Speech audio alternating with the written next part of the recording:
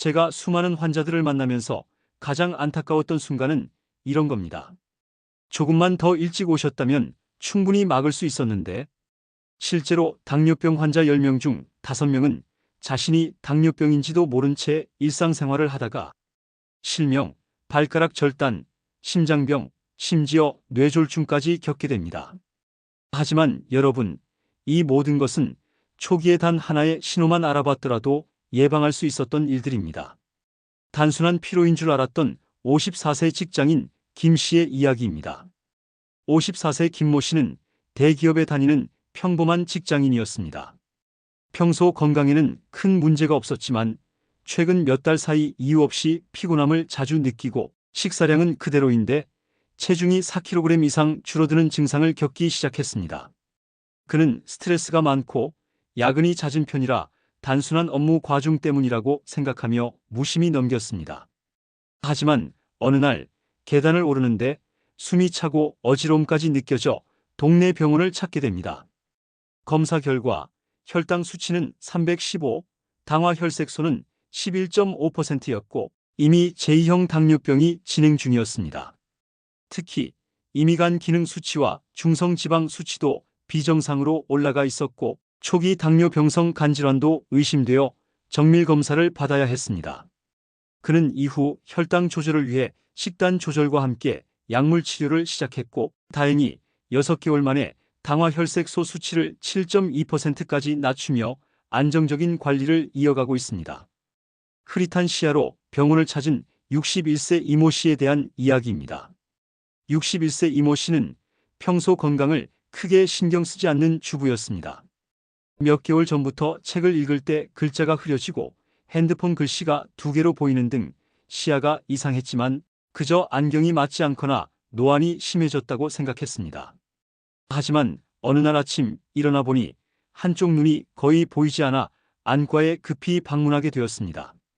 정밀 안과 검진 결과 당뇨병성 망막병증으로 인해 망막출혈이 진행 중이었고 당장 혈당 조절과 함께 레이저 치료가 필요하다는 진단을 받았습니다. 추가 내과 검진에서는 공복 혈당 278, 당화혈색소 10.8%로 당뇨병이 수년간 조용히 진행되어 온 상태였다는 것을 알게 되었습니다. 특히 이 씨는 평소단 음식과 과일을 좋아해 매일 아침 주스를 마시고 식후 과일을 한 접시 이상 먹는 습관이 있었습니다. 결국 망막 치료와 함께 식습관 개선, 혈당약 복용, 정기적 모니터링을 통해 상태를 안정시킬 수 있었지만 이미 오른쪽 눈의 시력은 영구적으로 저하되어 회복이 어렵다는 진단을 받았습니다.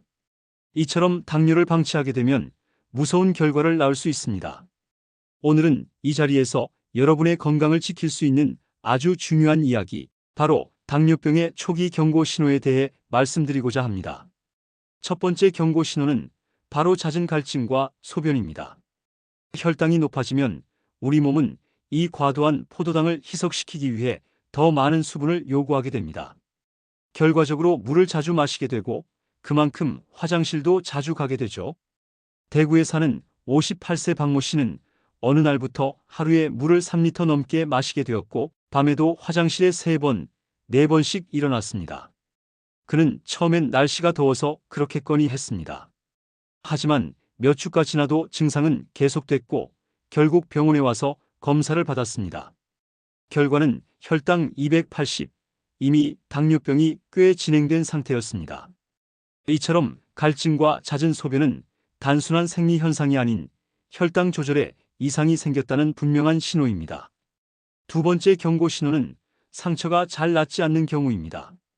당뇨병은 혈액순환을 방해하고 면역력을 떨어뜨립니다. 이로 인해 작은 상처조차 오랜 시간 낫지 않고 심한 경우 감염으로 번지게 됩니다.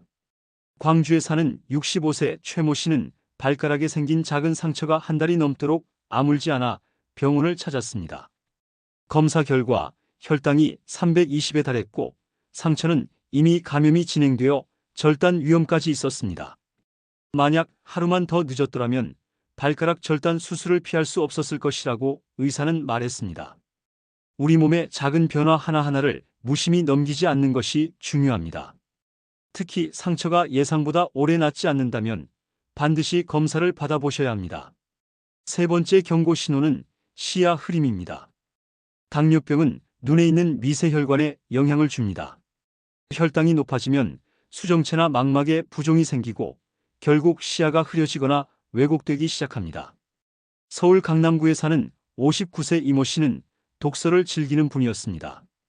어느 날부터 책의 글씨가 조금 흐릿하게 보이기 시작했지만 그는 그저 노안이 심해졌다고 생각하며 돋보기를 사서 사용했습니다. 하지만 시야는 계속 흐려졌고 나중에는 사물의 윤곽조차 제대로 보이지 않게 되었죠. 결국 병원을 찾았고 안과에서 당뇨병 검사를 권유받아 진행해보니 혈당이 270, 당화혈색소가 10을 넘는 상태였고 당뇨병성 망막병증이 진행 중이라는 진단을 받았습니다. 이분은 적절한 치료를 받으셔서 다행히 더 큰 시력 저하는 막을 수 있었습니다. 그러나 조금만 늦었더라면 실명까지 갈 수 있었던 아주 아찔한 상황이었습니다. 네 번째 신호는 이유 없는 피로감과 체중 변화입니다. 우리 몸의 세포는 포도당을 에너지로 사용합니다. 하지만 인슐린이 제 기능을 못하면 포도당은 에너지원으로 활용되지 못한 채 혈관 속을 떠다니게 됩니다. 결과적으로 충분히 먹고 잠을 자도 쉽게 피로를 느끼게 되고 심지어 체중이 점점 빠지는 현상이 나타납니다.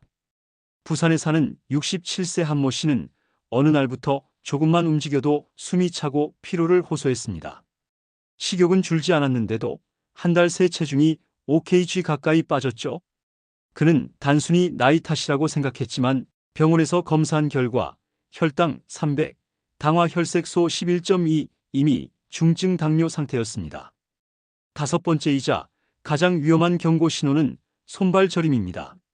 당뇨병이 오래 지속되면 신경계에 손상이 가며 말초신경병증이 생깁니다. 처음엔 발끝이나 손끝이 저리고 점차 무뎌지며 감각이 사라집니다. 이러한 감각 이상은 작은 상처나 화상을 알아차리지 못하게 만들고 감염과 괴사로 이어질 위험도 높아집니다.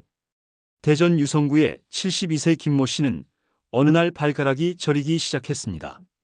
신발이 꽉 끼는 줄 알고 바꿔 신었지만 점점 증상이 심해져 나중엔 뜨거운 물에도 반응하지 못할 정도가 되었고 병원에서 검사한 결과 이미 당뇨병성 신경병증이 진행 중이었습니다.